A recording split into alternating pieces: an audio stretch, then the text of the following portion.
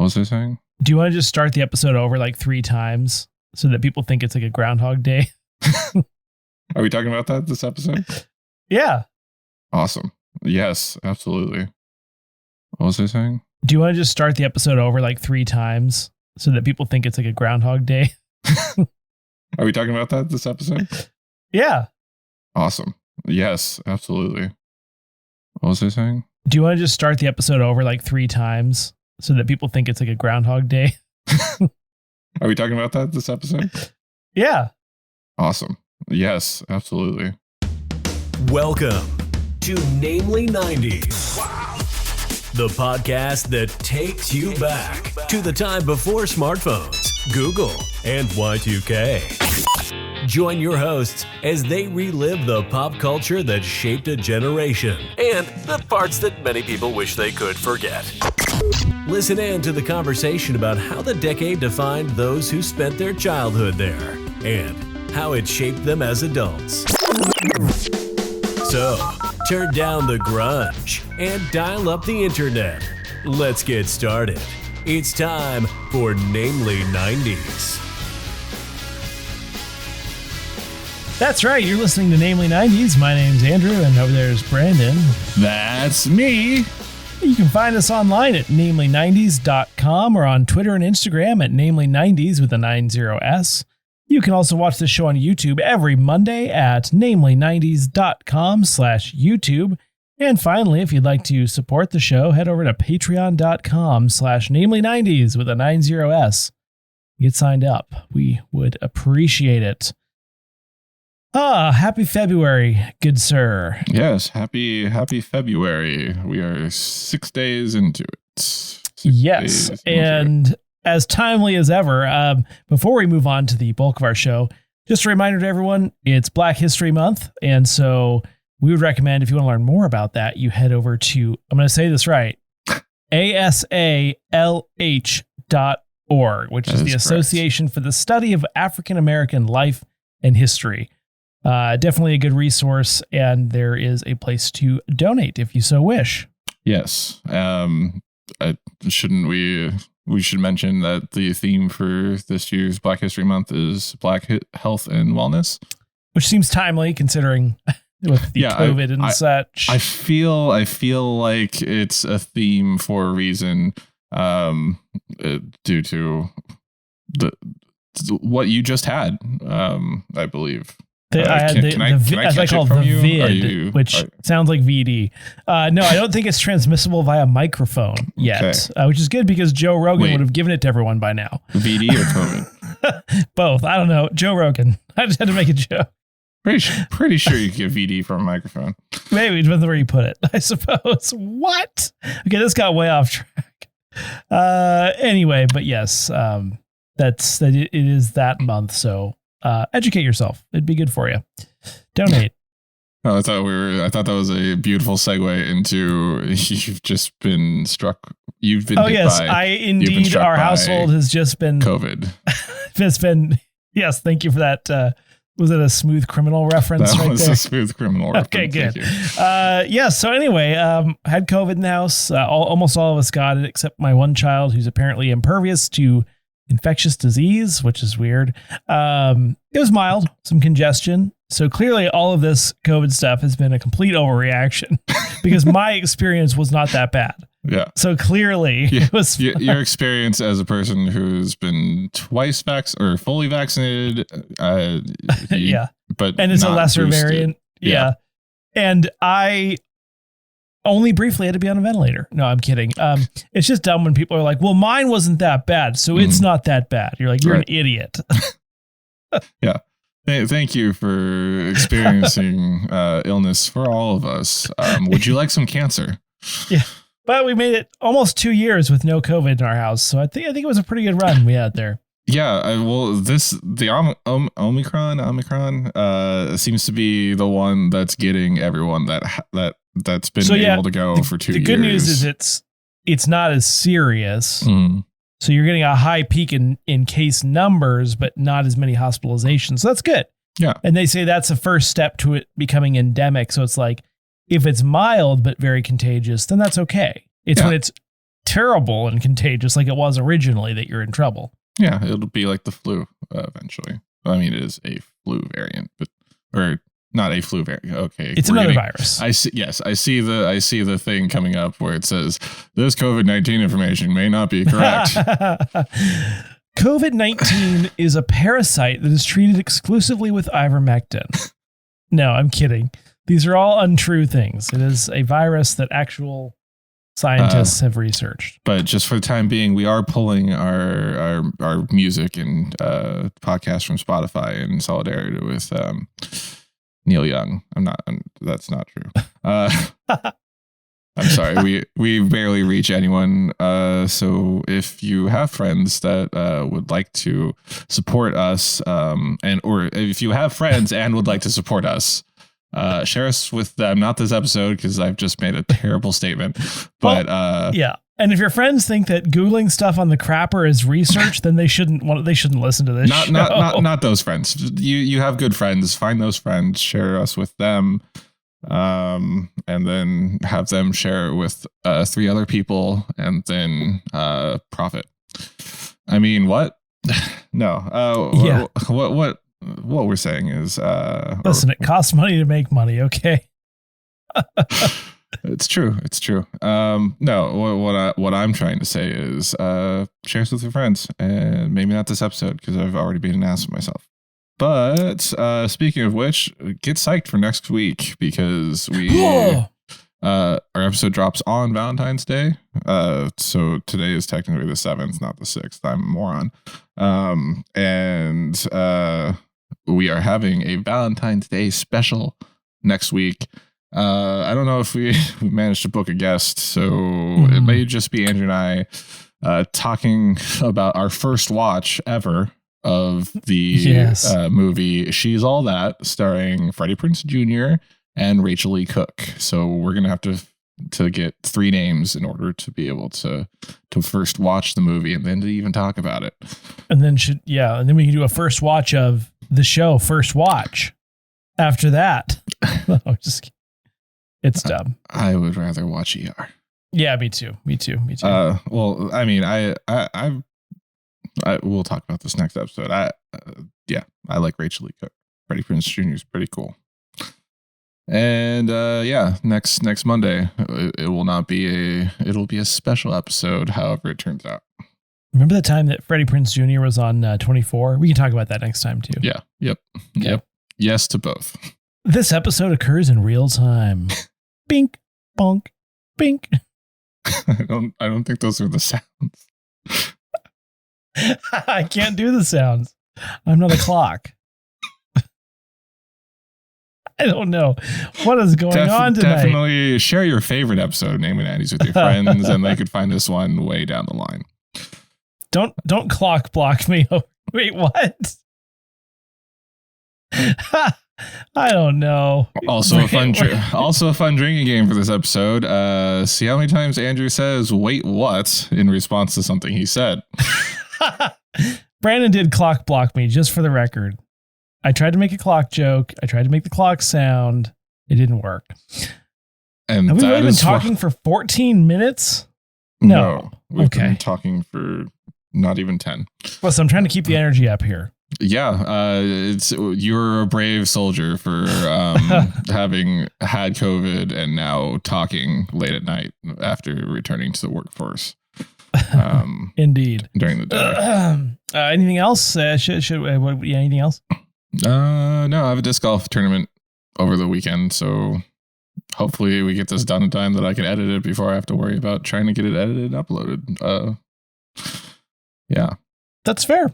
Yeah. Well, being that that's the case, I think we should do it. So let's find out what was going on in February of 1993. Travel back with me, listeners, if you will, to February of 1993. On the 3rd, the Cincinnati Reds owner Marge Schott is suspended for a year due to making racist comments. Perfect. That's what you were talking about in the pre-show. On I was like, what is he talking about? On the 3rd, the federal trial of the 4 videotaped police officers charged with beating Rodney King begins. I am starting this on a low note, but it is history, and it is important that we remember these things. Yes. On the 10th, Michael Jackson Talks to Oprah is a live special, airs on ABC to 90 million viewers, which was the most watched interview in history. I guess I would assume live interview. On the 11th, President Clinton selects Janet Reno as the first female U.S. Attorney General. On the 12th, Jennifer Stone is born. She plays Harper from Wizards of Waverly Place. And do you know who Harper from Wizards of Waverly Place is? No. Neither do I. Well, that was a Selena Gomez one, if I remember correctly, the Disney Channel show. And Harper was the best friend. I can't tell you what she looks like. I know she was a woman. On the 13th, Double Dare on Nickelodeon ends. Do you know what Double Dare is? I only know of the fact that Marc Summers hosted it because I know Marc Summers from the Food Network. He was on the Food Network? I know we've talked about this. He hosted Unwrapped. He hosted Unwrapped. Oh, yeah, he did. Yeah, he's also like an executive producer and does like other stuff for the company. Huh. That makes sense. On the 19th, Ace of Base debut album, Happy Nation, is released. You're going to hear that a lot in the top Billboard chart stuff. On the 19th, Victoria Justice is born. Do you know who Victoria Justice is? No. Was that a Justice Beaver? No, she was, I want to say she was before Justice Beaver. She was the star of Victorious on Nickelodeon in the 2000s, late 2000s, mid. Oh, because her name's Victoria. 20s. Yes. She was also, I think she got her start on Zoe 101. And she was also in a movie called Eye Candy, and she is a singer. Oh, okay. Mm-hmm. But I thought it was interesting because on the 23rd, Christina Kirkman is born, who was the youngest cast member of All That, if I remember correctly, post Amanda Bynes joining. Is that right? Something. I don't know enough about that show to know. Ready yet? Get set, because it's all that. Anyway, on the 26th, World Trade Center. On the 26th, the World Trade Center bombing of 1993 occurs, resulting in 6 dead, over 1,000 injured, and was the deadliest terrorist attack on U.S. soil at the time. And interestingly, I was just telling you earlier before the show, we just watched a documentary on Netflix called Turning Point, 9/11 and the War on Terror. And of course that was mentioned, but it's a 5-part series and I would recommend it. It was very good, very informative. Interesting. You said Netflix? Netflix original, I believe. All right. Not a it's sponsor. just a well done documentary. And then it was very interesting to see some of the stuff, that happened behind the scenes that many of us are not aware of. Like George Bush was a part of the Taliban. It was an inside job kind of behind the scenes thing. No. Or it's just like actual facts. How New York screwed over first responders by not paying for their health care. No, not so much that as more about how the response by multiple administrations was horribly mishandled and why we ended up in Afghanistan for 20 years and didn't really accomplish anything. And why all the first responders are dying of... I mean, it's like got elements of like, it's sort of somber, it's a little patriotic, and then it's like, and then here's where we went wrong, but here's some of the good stuff. I think it was quite balanced. I think it was well done. I see what you're saying. So I'd watch it. Andrew recommends something on Netflix. I didn't write down the title. Yeah, I recommended an actual current show a few episodes ago, and now I've watched something on Netflix that I liked. That's growth. Is that what it's called? Personal growth? Yes. On the 26th, Taylor Dooley. I'm still trying to get you to watch Peacemaker. Like I don't like John Cena. I don't like superhero stuff. It's just doesn't. It's none of it's falling into my wheelhouse. You know. That's fair. God, it's so funny though. Kayla made me watch Schitt's Creek today a little bit. Yeah, that was I binged that, and like, I was actually laughing. I was like, it doesn't seem like it's funny. Like no. But then it is. The first season, they're like terrible people, but they start to grow, which is kind of the point of character arcs. On the 26th, Taylor Dooley is born. She plays Lava Girl from The Adventures of Shark Boy and Lava Girl in 3D. Do you know who played Shark Boy in The Adventures of Shark Boy and Lava Girl in 3D, Andrew? I'm gonna know this when you say it, and it's gonna make me crazy. It is. I believe his name is Taylor Lautner. Lautner, the guy from Twilight. Yes, he was the werewolf guy. Werewolf. Yes, technically he was, or they don't show him as a werewolf in the first movie, which I. And now he's in a movie with oh gosh, Kevin James about like him like coaching a middle school football team. Just saw a trailer. That's a Netflix exclusive again. Yeah, after he like gets suspended for probably making racist Saints. Remarks. Yeah, I don't think it's for that, but he gets suspended from the New Orleans Saints. I just finished watching something on Netflix as well, and that popped up. I think it was Netflix. Maybe it was HBO. I don't think it was HBO. No, HBO I don't think Kevin James is allowed on HBO. Finally, on the 28th, the Waco siege / massacre begins. They sieged the compound that belonged to the religious sect, the branch Davidians. Thank you. And it was it got messy. Yeah. ATF, federal government, Texas state law. Also, during the month, X-Wing is released for DOS, Mac, and Windows, which is one of DOS. Yeah. Oh yeah. X-Wing was one of those early fight simulators with the Star Wars stuff. And then Action Comics suspends publication with issue 686 following the death of Superman storyline. Do you remember that? Superman died? No. Oh, that was in the it was in the actual news. And then at the very end, it said Superman will return. It kind of did. So like, Doomsday kills him, and then they both kill each other or something, and then he's buried, and then there's like a hint that he's going to return, and then there's 4 other Superman imposters that show up, and then the actual Superman rises from the grave because he wasn't actually dead. Spoiler alert. Complicated. Yes. It's a good read. I read it back when we were kids, somewhat, I think.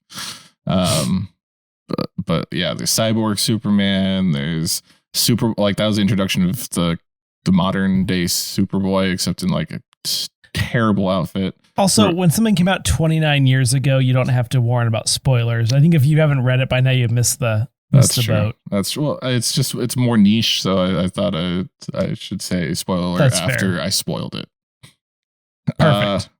Very considerate of you. In the box office, on the 3rd, Homeward Bound: The Incredible Journey. On the 12th, Groundhog Day. On the 19th, The Crying Game. On the 26th, Army of Darkness, El Mariachi, and Falling Down. Oh, I recognize 2 of those. Which 2? Oh, the first 2. Well, dude, I'll explain The Crying Game to you after. Is it like the Squid Game? Is it similar?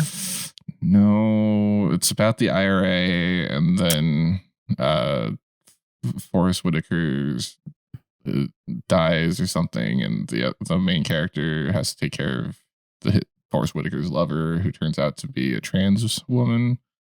I need to know, and I'm not trying to be rude, but does Forrest Whitaker have like Bell's palsy, or has his eye always been kind of droopy? That's a good question. I don't know. I feel like a Google search can help you out with that one. Sure. On the Billboard charts, number 1. He's gotten more. Nope, not going to say it. Over the years. Number 1 for February 1993. Remember, recommend a different episode naming 90s to your friends, and then they'll get to this one. Number 1 for February 1993, all the way in from November 1992 is I Will Always Love You by Whitney Houston. And for the rest of February 1993, for the rest of the first week of 1993, words, the usual thing. It's the first week of February. So for the first week, the charts in 1993, the rest of the charts. Number 3, A Whole New World from Aladdin. Number 4, In the Still of the Night by Boyz II Men. Number 7, Ordinary World by Duran Duran. Number 14, I'm Every Woman by Whitney Houston. And number 18, Walk on the Ocean by Toad the Wet Sprockets. It's hereditary. It's called ptosis, and it's just a droopy eye. That's all that it is. I think I have that kind of.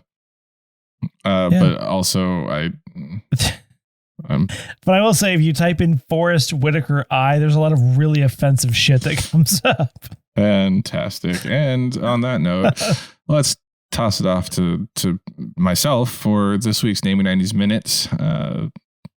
Fresh Prince of Bel-Air.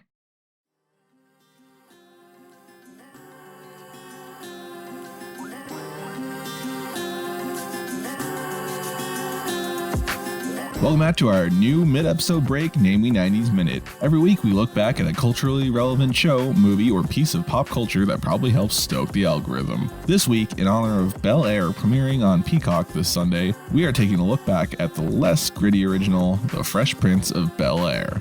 The Fresh Prince of Bel-Air is an American sitcom that ran for 6 seasons from 1990 to 1996. The titular character, Will Smith, is played by the genie from the live-action Aladdin. And as the opening credits explain, the show was a story all about how King Richard's life got turned upside down. Suicide Squad was West Philadelphia born and raised when he accidentally hit some gangsters with an errant basketball, and his mom got scared and said, "You're moving with your auntie and uncle in Bel-Air." So Hancock moves to Bel-Air and lives with his uncle, played by the voice of freaking Shredder from the Teenage Mutant Ninja Turtles cartoons, his aunt played by Tantamil in the original Broadway production of Cats, until mysteriously turning into Hannah Griffin from Frank's Place, his spoiled cousin Hillary played by Emily from Major Payne, his dorky cousin Carlton played by the current host of America's Funniest Home Videos, his younger cousin Ashley played by Roxanne from The Young and the Restless, and their butler Jeffrey played by an actual Shakespearean trained actor.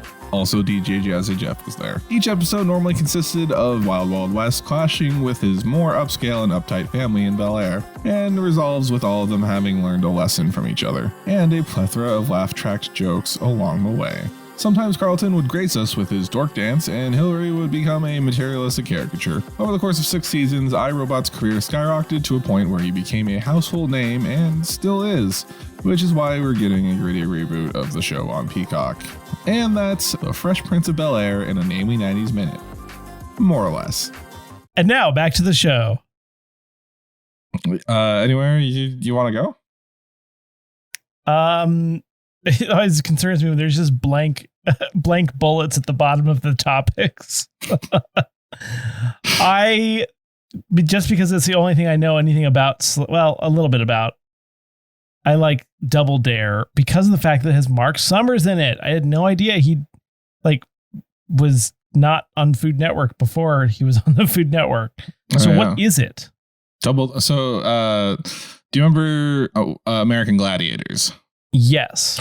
Double Dare is essentially American Gladiators for kids. I know I might have used that same description for Legends of the Hidden Temple, but Double Dare is a kids television game show. There's 2 teams.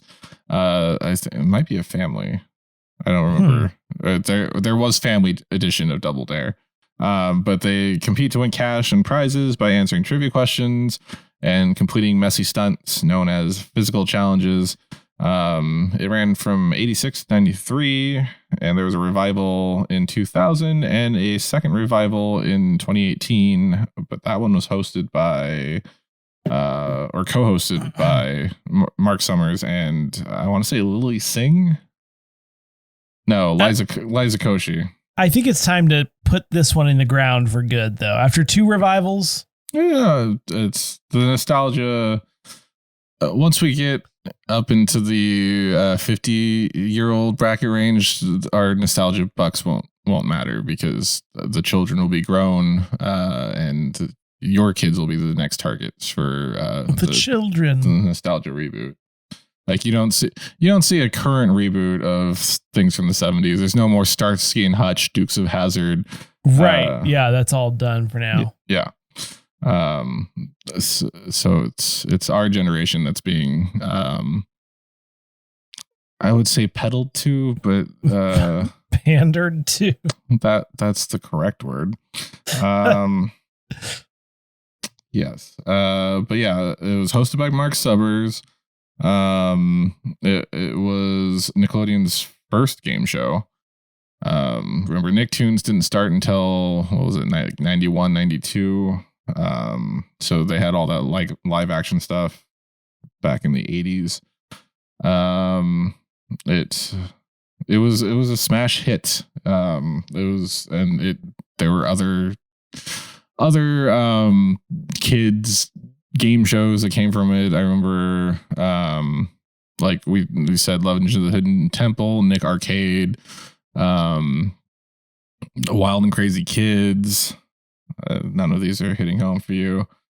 Yeah, it was just so what I remember is they had like a giant fake nose, and like there when you had to like run the obstacle course, or maybe it was just like a Price is Right style single game, you had to like pick the nose. Oh, I do remember the nose picking. Yeah, and like you had to get up in there, and then there was always like a kiddie pool with whipped cream in it, where you had to like dive into it and pull out like a ticket or something that you couldn't find. A flag. They were flags. You had to pick a flag out of the nose. You had to pick a flag out of the kiddie pool of whipped cream, which sounds kind of not like something you should do for a kid show. Saying it out loud, out of context. There's you had to get all these flags and get to the end of the course, and then that's where you'd win the stuff. Cool. I always liked Marc Summers though. Did you ever watch the show Unwrapped? Technically it's outside of the 90s. I apologize, but I've seen an episode or two, but he basically just went around like that guy from California to like the place that makes breakfast cereal and went, wow, that's amazing. Oh, sorry, no, it's fine. Huelhauser. Yeah. California Gold. I'm a big fan of the show, how it's made. I enjoy watching how stuff is made. Mm-hmm. So it was kind of like my first foray into that. And it was on the Food Network. So that's where I know Marc Summers from, but I guess I forgot he was in this other program. I feel like they're all on YouTube now, the Unwrapped episodes, like the old Unwrapped episodes. Sure. You have no comment for Groundhog Day. I mean, I think I've seen the first part of it, ironically, because it just keeps repeating itself. But that's what I've seen. Yeah, this is the movie that everyone who's stuck in a time loop ever just needs to reference. Right. It's Bill Murray, Andie MacDowell, and Chris Elliott. It's written and directed by Harold Ramis, or co-written, I guess. Apparently this is the last film that Bill Murray and Harold Ramis worked together on.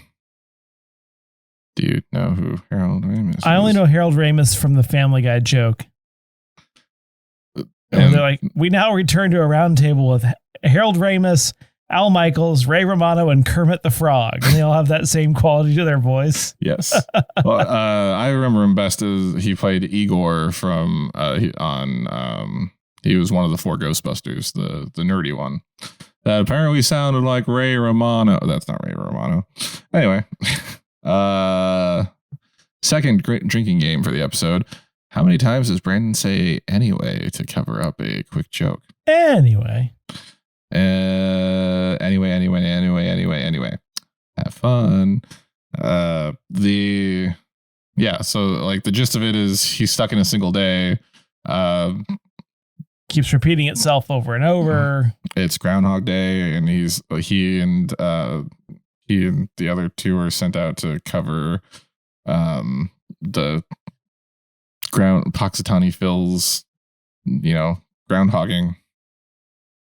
That's for our international listeners. It's a Pennsylvania Dutch tradition for people to pull out a special groundhog from his cage. It's like a beaver squirrel, best I can tell. Yeah, and if he has a shadow, it means there's 6 more weeks of winter. That's correct. Wow. And yeah. And I just asked Brandon, what happens if the groundhog dies before the day? Apparently, they did find a groundhog to replace him. Yeah, and he is also now named Punxsutawney Phil. They have their own name, but then they call them Punxsutawney Phil on Groundhog's Day. I'm pretty sure. Groundhog Day. I mean, technically, it is his day. I don't know why we don't use the possessive. It is the groundhog is possessed. It's just like going around trying to scratch people's eyes out. Apparently, it was adapted to a musical in 2016. Wow. Look up some clips of that. If you talk about something that seems like it's never going to end. And there's a video game sequel to the movie in 2019 called Groundhog Day, Like Father, Like Son. Well, after the success of The Mask 2, where Jamie Kennedy has a child that wears the mask, definitely you're going to get some money out of that another 19 years later. I still just love, way back in the day, we were talking about The Mask, and at the end you're like, it's done when the dog puts the mask on. It is. It's worse than The Mask 2. Oh, God, it's so funny when you said that. It just sticks with me to this day. Andrew and I differ on what Jim Carrey movies we prefer. Oh yeah, The Mask and Liar Liar. I'm telling you. Whereas I prefer Ace Ventura and moving on. There has to be another Jim Carrey movie I like. I'm not gonna sit and think about it right now. Yes, Man. Go very similar to Liar Liar. Yourself. Is it? Yeah, because he can't say no. He just only say yes. Yeah. But Zooey Deschanel's in that as well. Oh, okay. Yeah, she's the girlfriend. No, I liked Bruce Almighty when I was younger. How about like when the Grinch stole Christmas? How the Grinch stole Christmas? I would rather watch the cartoon. Okay. And not the Benedict Cumberbatch version. Wow, there is a Jim Carrey version too. Yeah, that's the live action. That's the live action one. The Benedict Cumberbatch version's also animated, just not a cartoon. I would say original cartoon Jim Carrey version, Bendis Snitch Cover Fiddle. Oh God, that's funny. Jim Carrey's gotten weird. In recent years. I'm sure we'll talk about that in 2 weeks. But speaking of weird, Bill Murray. It's kind of sad that Ramis and Murray, they did not speak after filming this until shortly before Harold Ramis died. I wonder why that is. I was going to look into it. They just had a disagreement. I'm pretty sure this movie is what broke him, Bill Murray, because Bill Murray is kind of like, he turned into like the recluse actor. He doesn't have an agent. He has a phone line that you have to call and then he might get to it. Wow. If you want him in something. And Harold Ramis is a comedic genius, but it's kind of similar notes, especially for Murray. Like Bill Murray was in Caddyshack, Ghostbusters. He doesn't really. Bill Murray plays himself, and he's a very strong-willed person. And maybe he got tired of redoing the same scenes over and over again. That, and if I remember correctly, like Bill Murray is notoriously hard to act or to direct because he'll just do whatever he wants. Like it. I mean, I get that that's cool and that kind of makes him who he is, but it's also super annoying. Well, have you heard these stories where he just like shows up at some person's wedding and just crashes it, or like a wedding reception? No, but I've heard of the one where he like walks by and just like steals the guy's French fry and dips it in his ketchup, and he's like, "No one's ever gonna believe you," and he just like walks off. Yeah, Bill Murray can do anything. Yes, and came out unscathed on the other side of the Me Too crisis. Just saying. For now, somehow, yeah. For now, there's still time for him to end up being a creep. Well, I mean, sex pervert. His character in Ghostbusters is a sex pervert. I didn't know that. Like, if you go back and watch Ghostbusters now, you're just like, wow, that's what's kinda, that? Creeper? Is that Creeper? I don't forget. Creeper? What? Wasn't there a hand motion for Creeper? I think we made that up. Oh, okay. I thought that was real. No, I'm pretty sure we made that up as a joke like a long time ago. Right? That was. I'm not attributing something. No, you tell me. I don't remember. I'm pretty sure you came up with it. I'm pretty sure. Yeah, I'm pretty sure we developed that when we were a decade or so ago, when we were young spring chickens. I just want to get in Falling Down because I mean, yeah, I know nothing about it, so please enlighten me. Falling Down or The Crying Game? Which one do you want to do? Which one should I know about? Well, I already mentioned The Crying Game, so let's talk about Falling Down. I've referenced this before because I didn't know which movie it was, but it's an action film. It's directed by Joel Schumacher, and it is starring Michael Douglas and as William Foster. He's a divorced and unemployed former defense engineer, and he's like, I think the plot is he gets fired from his job, or it's the hottest. He's stuck in traffic on the hottest day in LA, and his air conditioning fails, and he abandons his car and starts walking home across Los Angeles carrying his briefcase. And then like people are like, he tries to use a phone at a tries to use a phone at like some business, and is denied that, and starts ranting, and then he eventually loses his temper and kills the person. And he kind of just like does a one-man rampage across Los Angeles, just trying to get home to, I think it's like his daughter's birthday, and he's just trying to get home to his daughter's birthday, but he just like kills everyone on the way to do it. Yeah. That seems dark. It is. It is definitely dark. I don't know who you root for that one. Michael Douglas was in everything in the early 90s. Right? Mr. Gordon Gekko and the late 80s. But yeah, that's that. I've never actually seen the film, so I'm sure there's many things that I'm missing. So if I'm missing something about the movie that you love, which for some reason is Falling Down, contact us on our Twitter at Namely90s with a 90s, and I'll be happy to talk about it in a future episode of Namely 90s. But Falling Down. That's it for this week's edition of Namely 90s. Remember, you can find new episodes out every Monday. And check the episode description for this week's supplemental Joe Rogan playlist. Sorry, Spotify. Curated by yours truly. Find us on Twitter and Instagram at Namely90s with 90s, or find our personal accounts at Bshwitty and at NamelyAndrew, and tell us what you want us to talk about on future episodes. If you'd like to support the show, please check out our Patreon at patreon.com/Namely90s, also with a 90s. Finally, you can contact us through our website, Namely90s.com. Please subscribe to us on Apple Podcasts, Stitcher, Google Podcasts, Spotify, YouTube, Apple Podcasts, Stitcher, Google Podcasts, Spotify, YouTube, Apple Podcasts, Stitcher, Google Podcasts, Spotify, YouTube, Apple Podcasts, Stitcher, Google Podcasts, Spotify, YouTube, Deezer, TuneIn, iHeart, Good Pods, and wherever you get your podcasts from. I'm Brandon, that's Andrew, and we'll catch you next time.